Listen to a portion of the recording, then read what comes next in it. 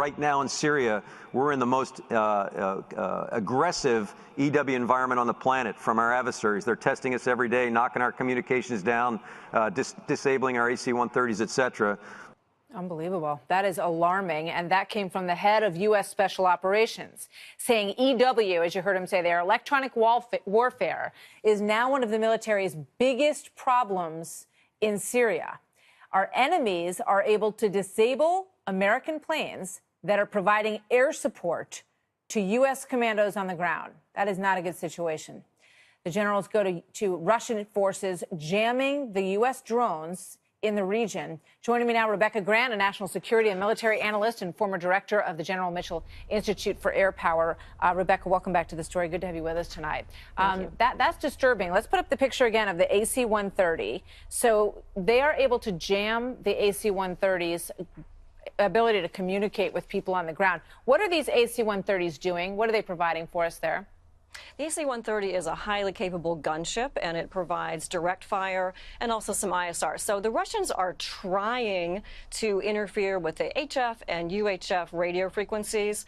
I don't think they're being as effective as they'd like to be, but this is all Putin. Russia developed new electronic warfare capabilities in Ukraine, and now they have brought all of that to Syria to test out on the U.S.-led coalition and our partners. How do we fight back against that? Well, we fight back against that. First of all, this is not going to stop the anti-ISIS mop-up operations. But what's really needed here, and SOCOM knows this, they've got some wonderful radios.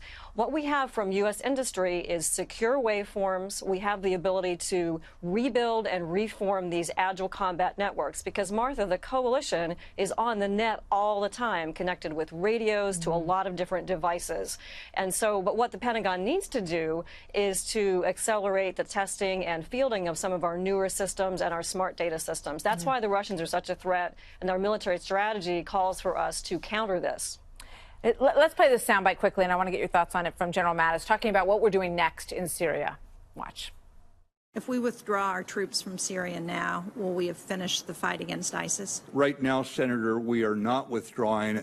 You'll see a re-energized effort against the Middle Euphrates River Valley in the days ahead, and against the rest of the caliphate, the geographic caliphate. And this is an ongoing fight right now. Fair to say that a holding force right now without us would be a risky proposition for a while to come.